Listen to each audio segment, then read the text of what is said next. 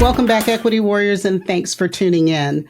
Today, I'm going to call attention to the significance of Black male achievement in K-12 education, and I have a guest, as you can see. My guest today is Andrew McGee, who has more than 32 years of educational experience. He served in Savannah, Chatham, and Cobb County, and Tennessee's Achievement School Districts as an educator, assistant principal, Title I coordinator, federal program director, and the deputy superintendent. You might think he can't keep a job, but he can, always just moving up. He's now an author and school improvement consultant. He has transformed school improvement plans to benefit all students. Andrew's leadership has created avenues for marginalized students to thrive. He's an author of the book, A Champion Within, and Andrew champions opportunities for all students, irrespective of their background. Andrew, welcome to the show, my friend. Thank you. So I want to start by asking you to sort of set the stage and share how, from an historical context, the history of racial discrimination in the U.S. has impacted Black male achievement in K-12 education. Thank you.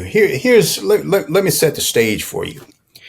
Historically, when you look at this here, Black males have been systemically denied access to equal education.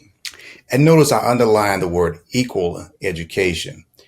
Here's the thing, is that many times we feel, or they feel, and let me identify who are they, teachers in education feel that us as Black males are inferior, of not understanding or misrepresented or misunderstood. And so that's one of the things that is a key component. The other piece is unequal access and quality education. Unequal access and quality education. Here you go back to when the No Child Left Behind. Well, No Child Left Behind didn't leave the funds behind to support education for all students. That was an unlevel playing field. The other thing that comes to mind is segregation and underfunding. Here we have separate but unequal education facilities. What I mean by that, you have a Title I school, you have a non-Title I schools. And see, in identifying those non-Title I schools where the funding is available. In the Title I school, you have funding that are limited, especially for Black males or male students of color.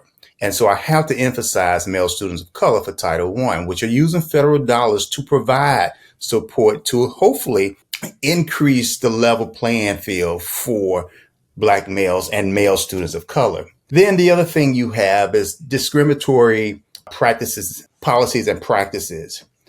Although it may seem that Black students, which are lower level classes, and I talk about that in the book, what policies and practices, is that in the book, the young man Drew attended school and were not able to attend some of the classes that his counterpartners were able to attend. And this here again is discriminatory policies and practices where it was not fair.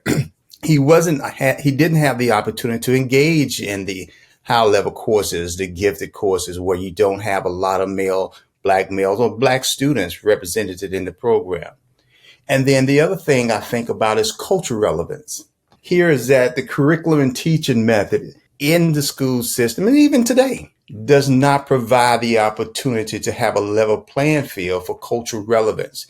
Do not allow opportunity for students that look like me, that attend school, to have other representation in the school so that part of that will be available for students to feel part of. And then you have the socioeconomic disparity. Here's the other thing, is that though my zip code may be different, and though I may live across the street, economically disadvantaged students, marginalized students, still have another barrier that they have to face.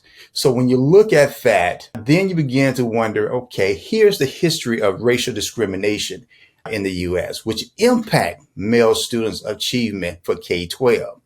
Which at the end you start looking at is that why aren't we graduating from high school? Why aren't we moving from middle to high school? But then you ask the question, we spend more dollars, more funds in building prison than we do in education. So that's where you have there. That's a lot. You could say it is beyond a full plate. It is.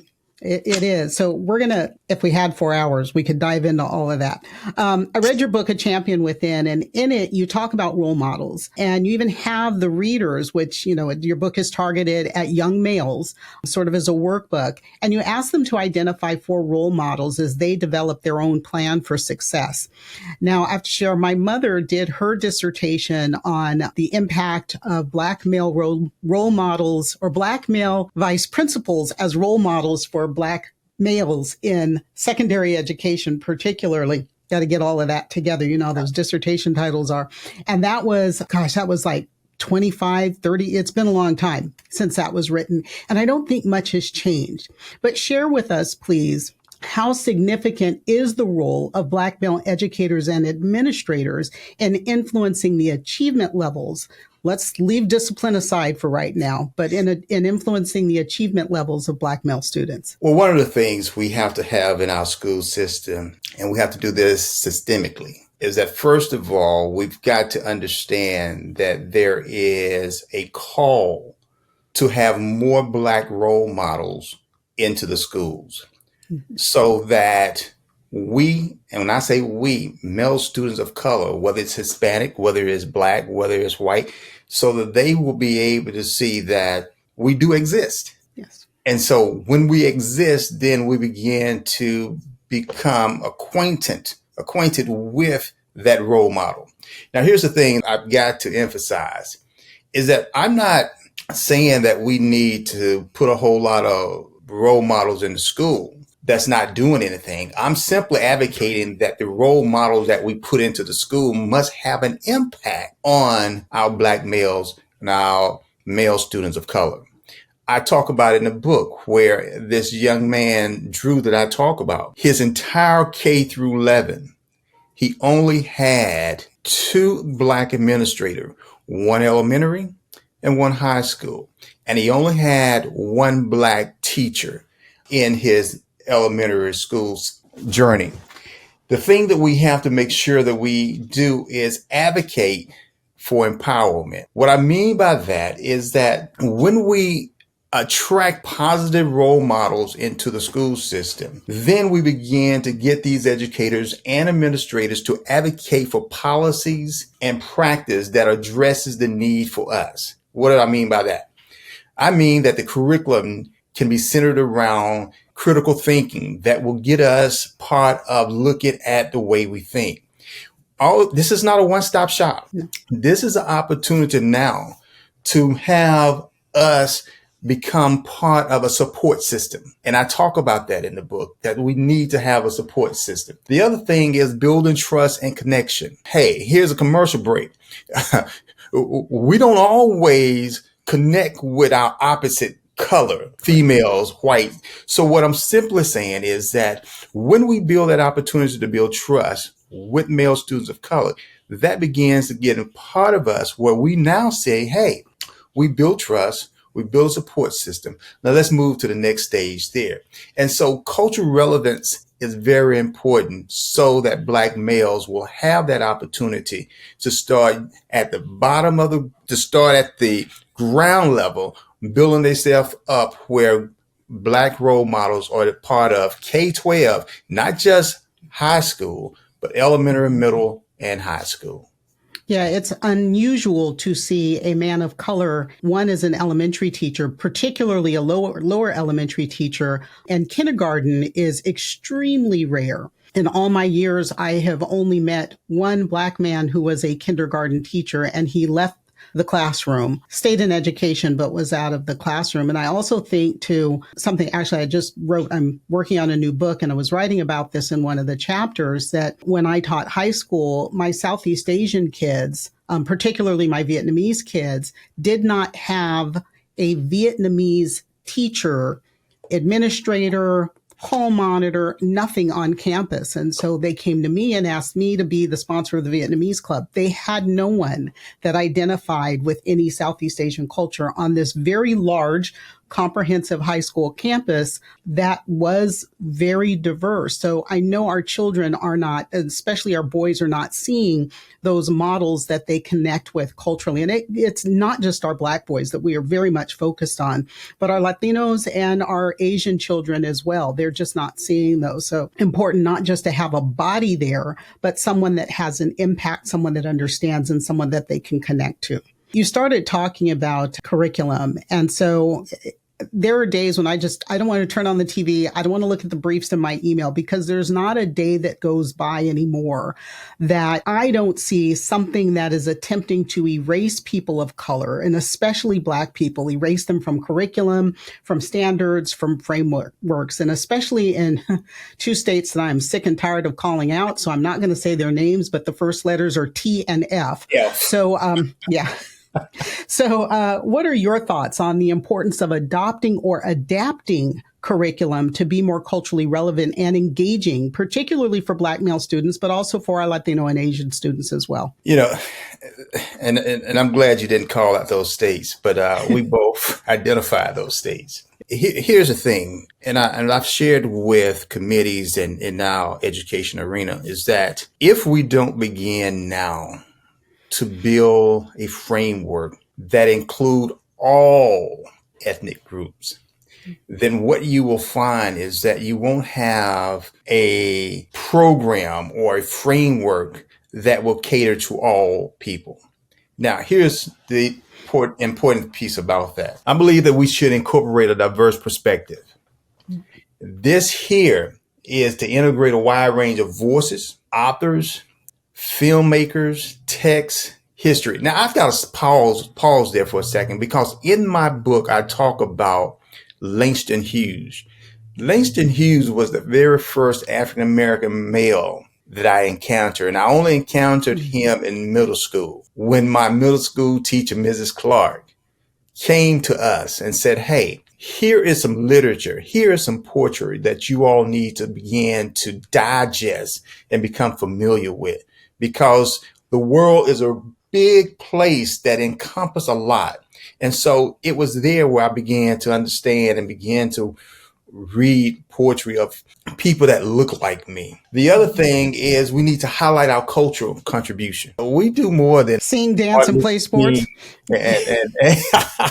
And Black History Month. And we do more than sports. We do more than just get recognized in the awards winner, whatever it is. But see, here's the thing. We've got to incorporate cultural contributions so that people like you, people like I, ethnicity with Hispanics, can understand that there is people like us that have contributed positively to our community and society. The other thing is that we got to foster students' voice and choice. What I mean by that is provide opportunity for students to explore topics that interest them. Here's the thing. They need to write their narrative. But if they can't write their narrative, and if they can't understand where they came from or where they're trying to go, their narrative will not be complete. And so what I've said to them is that you are a champion. And if you are a champion, you are empowered to write your narrative, and nobody can write your narrative as well as you. And then the other thing that I would do is the interactive learning. It's important that we incorporate personal narratives and stories of Black Americans that have contributed to society, so that they will see that there is more than Barack Obama. There's more than Oprah Winfrey. There's more than Michael Jordan. There's more than Kobe. There's more. They need to know that the sky is the limit. And I talk about that in my book. And a teacher told me and says, well, the sky's the limit. And so that person, Drew, said, if the sky is the limit, I am about to reach the sky, because I believe that I can do everything that I put my hands to do. So there's where the curriculum is. Yeah. I review curriculum material as part of what I do as a business. And I received a book this weekend, and I'm going to go ahead and call it out. It was Gibbs Smith, which is a small boutique publisher, sent me a copy of their new Black Studies, not African American, but Black Studies. And I tell you, that was the first thing that caught my attention. And I loved it because they talk about Black people in the United States, whether we are Afro-Latino, Afro-Caribbean, the skin color has impacted the experience and the commonality of the experience. But going through this text, as they laid it out in telling the story of people from diverse perspectives, diversity of art, that we are not monolithic, that our experience has a lot of similarities, but even there are tremendous differences, but all the rich history and contributions to mathematics, to the sciences, not just to the arts, and sports, like I said, sing, dance, and shoot a ball, that there's more to it than that. And I think that when we have publishers like that, and I said, good job, have a good time trying to sell that in the T state and the F state.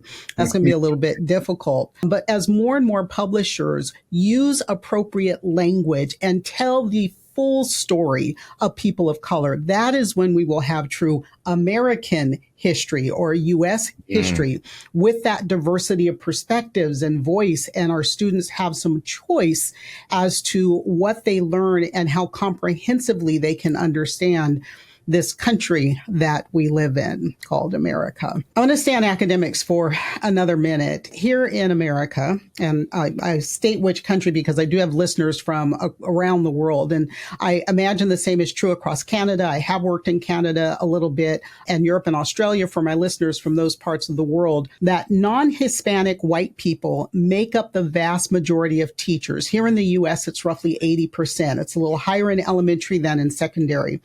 In elementary and primary schools, those non-Hispanic white people, and very clear non-Hispanic white people, also tend to be women.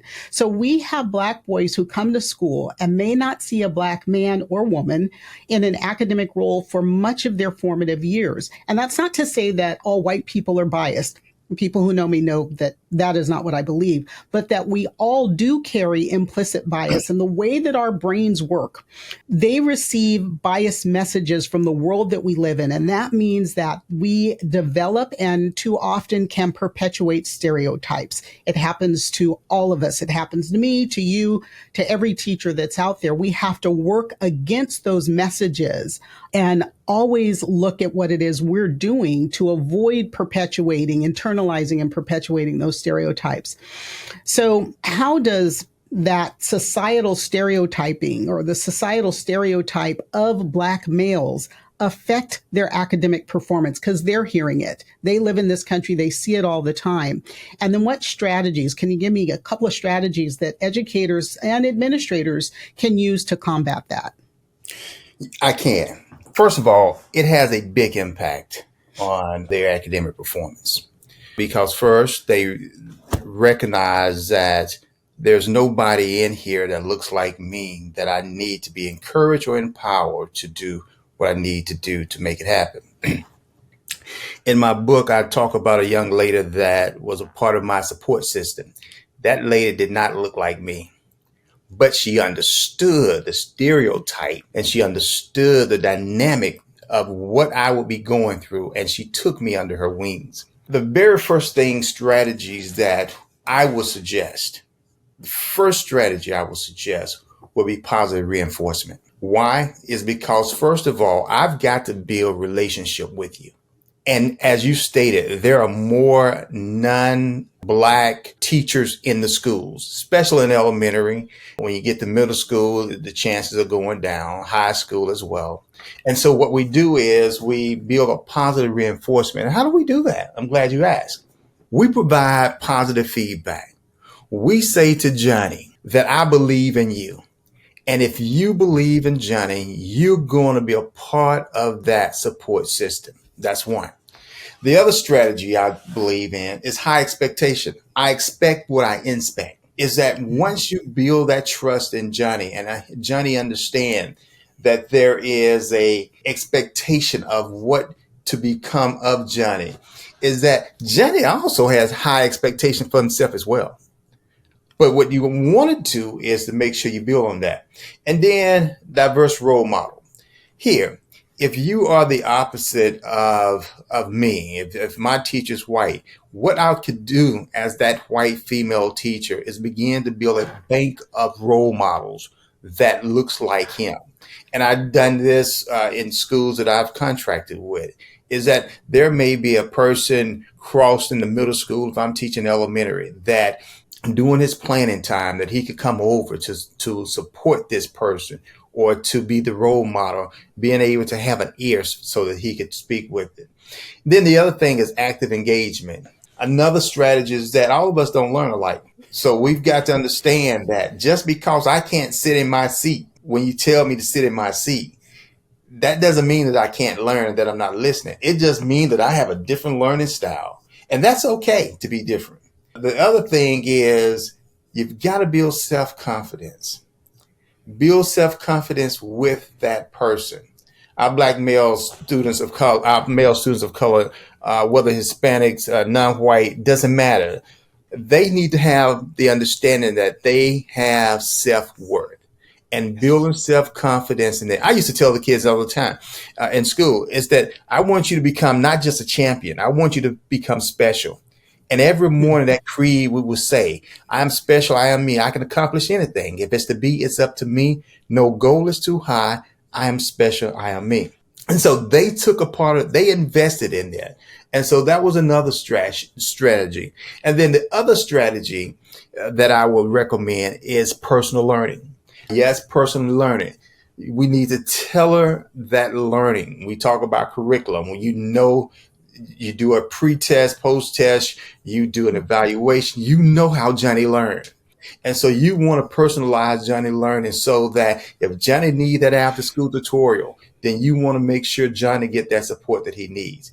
And then the biggest thing is professional development for teachers. Yes, professional development for teachers. So the professional development for teachers will understand that diverse learning is just not just one color, it's all of us.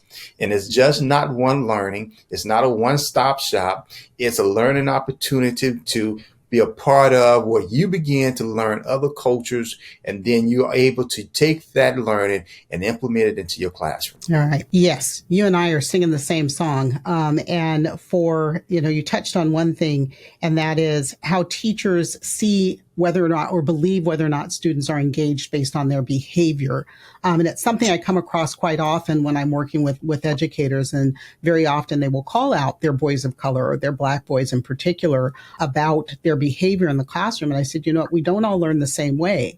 And we can't expect, what I often do is I will invite an audience that maybe does not have much cultural experience. I ask them if they've ever been to a Black Baptist or AME church. Because if you want to know how we engage, how we learn, how we speak to a speaker, even though the white narrative is that you sit back and you passively listen and you don't say anything, that is not our culture. And so what you're trying to do is erase the culture of the children that come into your classroom when you tell them that's not how you learn. Yes, it is how they learn.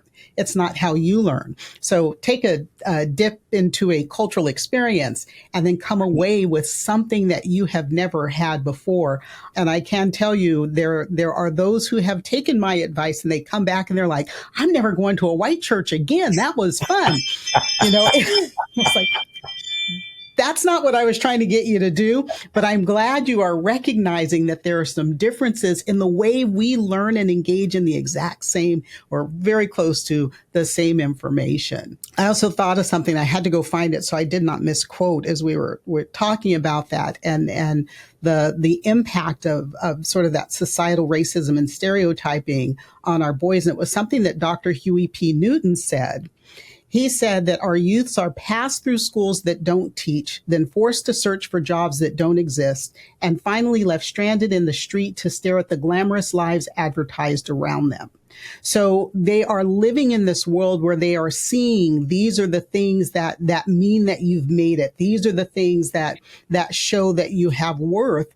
And yet very often or too often, they're not receiving an education that will prepare them to get to that point. And some of that education is in the soft skills.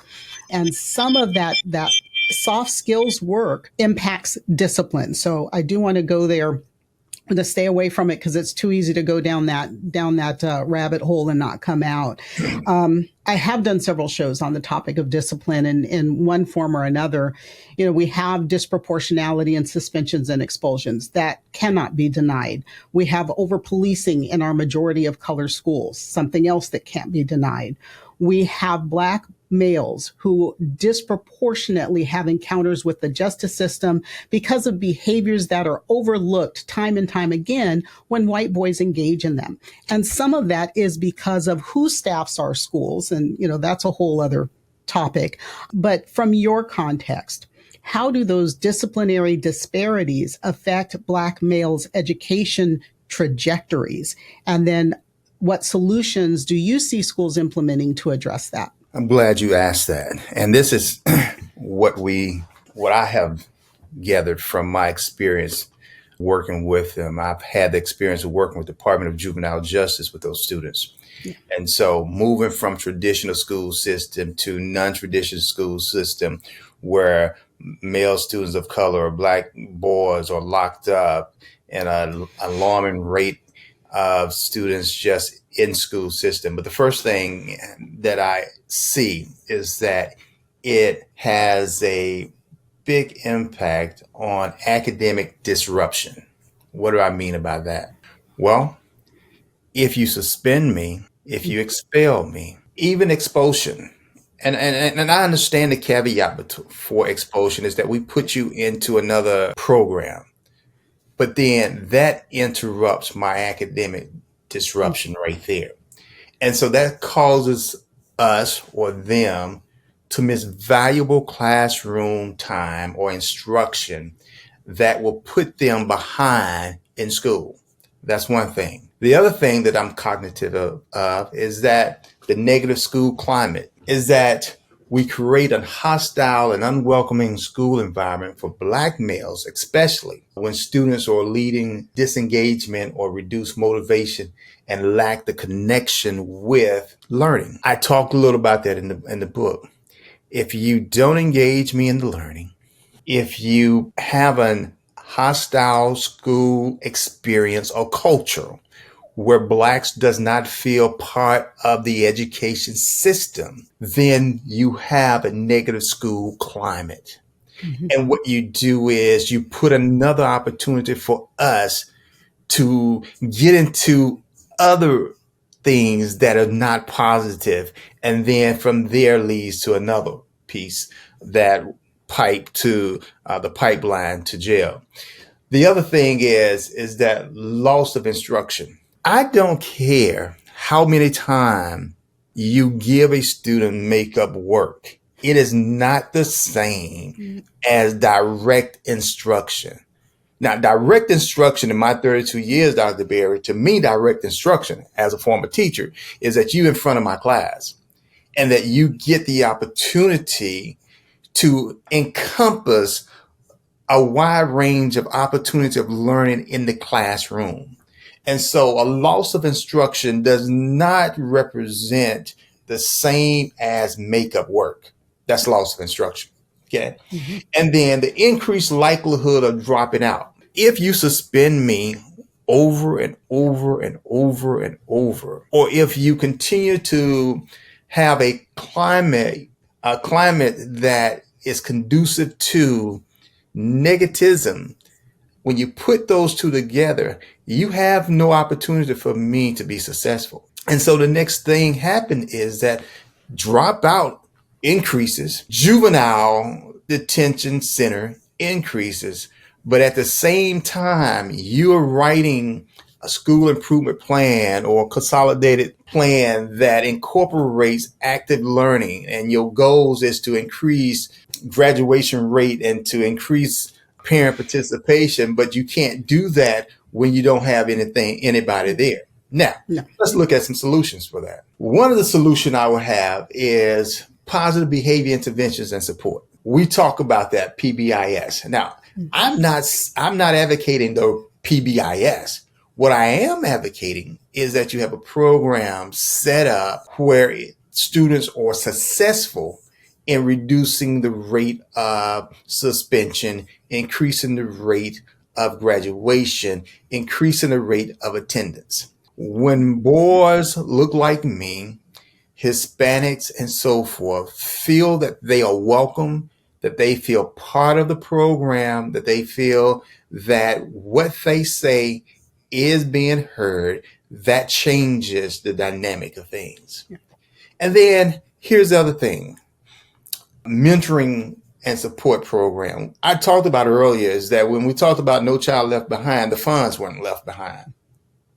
So what I encourage schools now is with these federal dollars that we have in Title I schools, use those funds to begin an active after school program that is conducive to increasing students' learning. Notice I said conducive to increasing student learning. I'm not saying we're going to do the same thing tutorial, by no means, because tutorial is not doing what it need to be done.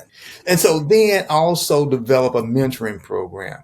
I'm convinced from reading that book, and I'm going to give you the secret is that it was me. That the little boy was me. I'm convinced that when you invest role models, when you invest, and I talk about the academic, I had to go to tutoring. Mm-hmm. I had to step away from basketball. That was my favorite. I'll tell you that now. And then I had to build a culture of music, learning how to do something different that we normally don't do across the track. And so when we implement those solutions, I think that the dynamics of way we used to do things will change. And here's a commercial on that. Newsflash. Students not changing. No. Hello. No. Students not changing. So professional development has to be a big piece of for teachers so that they can begin to understand that we've got to transition, or we've got to be able to transform to way we can reach those students. And then the other thing that I talk about is that another solution would be family engagement. I truly believe that when we invest in family engagement, you want your parents to come to be a part of the schools. Well, here's the thing. When you're building and writing or revising or developing your comprehensive needs assessment, your school improvement plan, there's a great time to invite a parent to be a part of that team. There's a great opportunity to invite the parent to be a part of the parent engagement piece, because they then begin to understand how school works.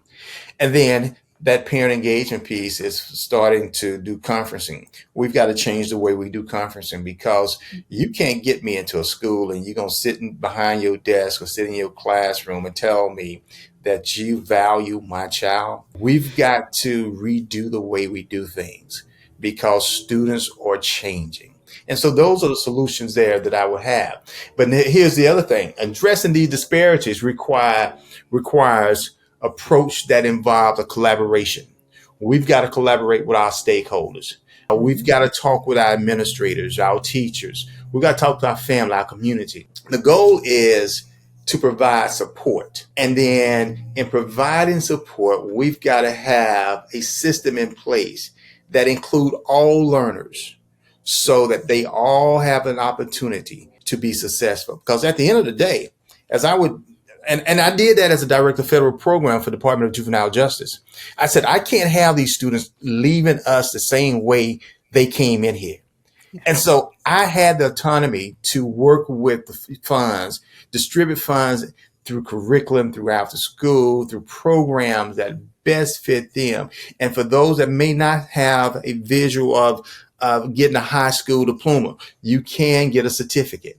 For those that did not get a certificate, hey, let's look at a trade.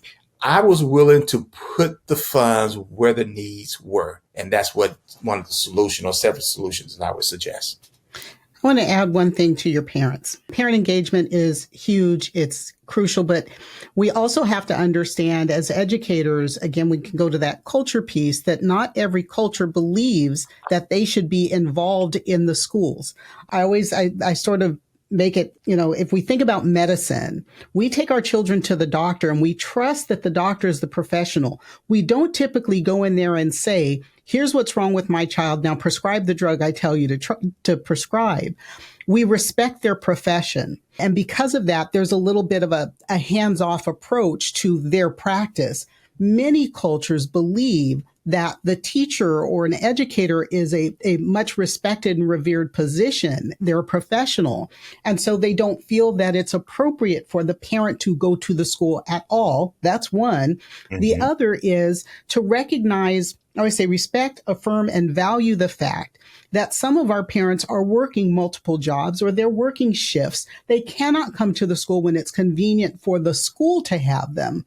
They may need to come to the school at an off hour when it's inconvenient for the educators, but convenient for the parent. And so if you really value that parent connection, you have to understand and respect and make arrangements to serve the parents, not yourselves, in creating that parent engagement piece.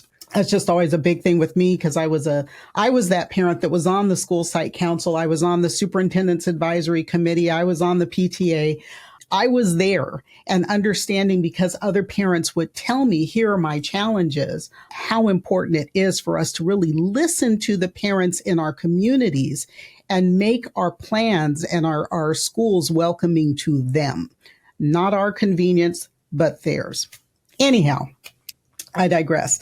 One last question for you. I always sign off with a paraphrase of, I call her the great Dr. Angela Davis. And she said, I am no longer accepting the things I cannot change. I am changing the things I cannot accept. So I have to ask you, what is the thing that you cannot accept? And what can our listeners do to support that change?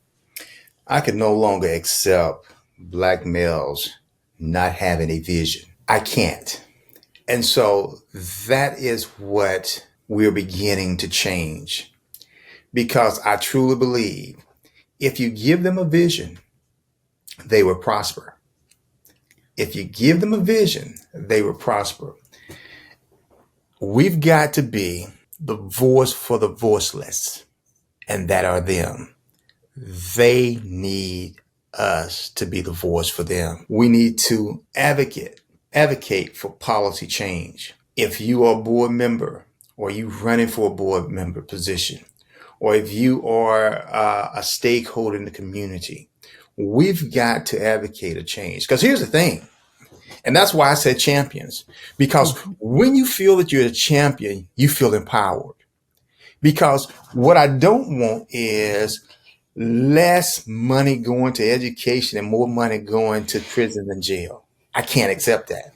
But what I can accept is that I'm a champion within. And so the other thing that I could use and could get others to help out is that when you see little Black boys or male students of color, encourage them. It really doesn't. It's not a rocket science. Doesn't take much. It isn't. I used to tell as an administrator, I would tell the teachers, female teachers, if you want the boys to be on your side, pat them on the back and encourage them. That's what they want. Yeah. And they will protect you. Yeah. The other thing is... And you don't have to physically pat them. No. Don't physically pat them. Not physically. Just encourage them. Yeah. Encourage them. Yes. And here's the other thing. Support education initiatives. Because many times those that are champions may not have experience outside the school or may not have experience outside the community. And so if they have not, suggest and recommend books or technology use that they can use, or suggest a field trip, or invite somebody into the classroom. Because one of the things, Dr. Berry, that I encouraged and that I took advantage of is that I didn't see anybody that looked like me that were in those jobs. And so my two support system, especially the white lady that I'm talking about, what she did was she connected me with somebody. Mm-hmm. And that somebody motivated me, encouraged me to, hey, stay the course. And so what I say is, remember, we're in this thing together. I'd much rather put money into education than to put it into the pipeline that leads these students from education to the prison pipeline. I always That's say my it is vote. cheaper to educate than It's to incarcerate. right. Because, All hey, right. you don't know who's going to be at your house. But what I No. would like to know is that I got a doctor that's taking care of me because it's something that we've done along the way. So that's Yeah, why we become champions, champions for that is change. awesome. I'm going to put the contact information for Andrew's book down in the show notes, along with his contact information. Um, Maybe I said that wrong. His contact information and how you can purchase the book down in the show notes. Andrew, thanks for joining me. It's we could talk for hours, but we'd lose listeners. And I want to thank you, Equity Warriors, for joining us today. Connect with me on social using the links down in the show notes. Send me your questions, topics, and requests to info@askdrberry.com. That's a new email. It's info@askdrberry.com. Remember to like, share, subscribe, vote like your life depended on it, because it just might. And as always, don't worry about the things you cannot change. Change the things you can no longer accept. And I'll see you next time.